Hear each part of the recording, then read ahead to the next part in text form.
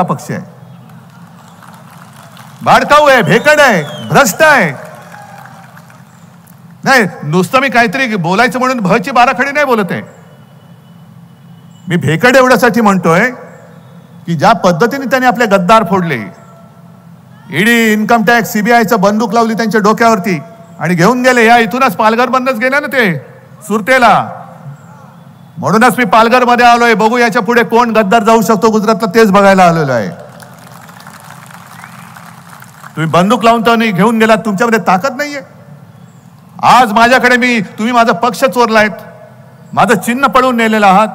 अरे कशाला माझे वडील तुम्ही चोरण्याचा प्रयत्न करताय? एवढे तुम्ही काय बोलायचं त्यांना बोलू द्या, सोडून द्या त्यांना. पण तरी देखील हजारो माणसं माझ्यासोबत आली, कशासाठी आलेली आहेत, काय येऊ शकतात ही? आजपर्यंत भगवा झेंडा फडकत होता डौलाने, त्याच्या बरोबरीने कम्युनिस्टांचा लाल झेंडा फडकतोय, इकडे काँग्रेसचा झेंडा फडकतोय. आणखीन तिकडे माझे काही मित्र आहेत, त्यांचे झेंडे फडकतायत.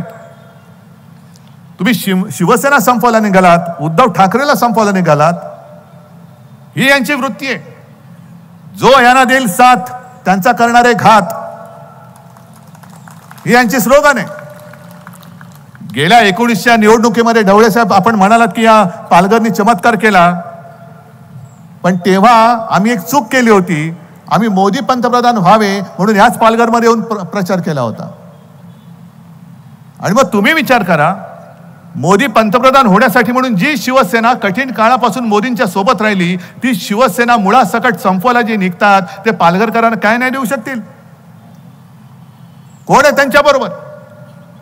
भले आमची तुम्ही नकली सेना म्हणून जी चेष्टा टिंगल टवाळी करताय, पण अमित शहाजी तुमच्या गाडीमध्ये अस्सल भाजपाचे लोक किती राहिलेत बघा, का सगळ्या तुमच्या स्टेपने आतमध्ये बसलेले आहेत.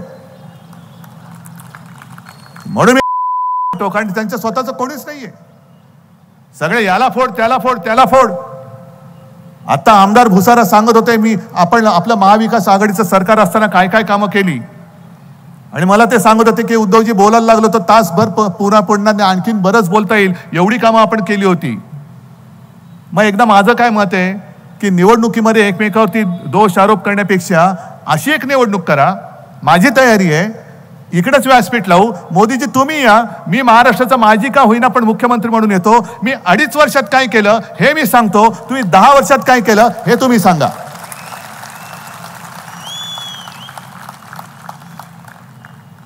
नुसतं आपली टीका करायची प्रत्येक भाषणामध्ये. अरे उद्धव ठाकरे जर का तुम्ही संपवला आहात तर मोदीजी तुम्ही विश्वगुरू आहात, संपूर्ण जगातले लोकप्रिय नेते आहात, पण तुम्हाला प्रत्येक सभेमध्ये उद्धव ठाकरेचा उद्धार केल्याशिवाय तुमचं भाषण पूर्ण का नाही होत? अमित शहा तुम्ही देशाचे गृहमंत्री आहात, आता होतात म्हणायला पाहिजे, कारण आता त्यांचं संपलं काम. तुम्ही तिकडे चीनला उत्तर द्यायला पाहिजे. जो चीन अरुणाचल मध्ये घुसतोय, लेह लडाख मध्ये घुसतोय, इकडे त्या तिकडे शेपट्या घालतात. चीन घुसला तरी चालेल, पण उद्धव ठाकरे संपला पाहिजे. संपवा. माझं आव्हान आहे, उद्धव ठाकरेला संपवून दाखवा. हे सगळे उद्धव ठाकरेचे प्रेमी माझ्या समोर बसलेले आहेत, महाराष्ट्रभर पसरलेले आहेत. तुम्हाला आम्ही निवडून दिलं होतं ते चीन, पाकिस्तान वगैरे वगैरे जे देशाचे शत्रू आहेत त्यांना संपवण्यासाठी दिलं होतं. पण देशाचे शत्रू मोकाट आहेत, त्यांच्याकडे बघायला सुद्धा तुमची काय हवा टाईट होते, घाबरता. पण इकडे फणा काढून बसता आणि तिकडे शेपट्या घालून फिरता. हा तुमचा भाडखाऊ जनता पक्ष नाही तर तो दुसरा कोणता जनता पक्ष आहे? ना खाऊंगा ना खाणे दूंगा.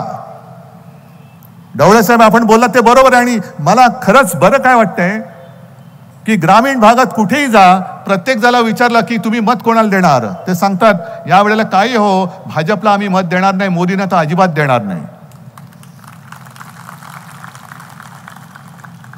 आणि महत्वाचा मुद्दा जो प्रचारातला आहे, प्रचारातला म्हणण्यापेक्षा लोकांच्या मनातला आहे, तो प्रश्न मी तुम्हाला विचारतो. तुम्हाला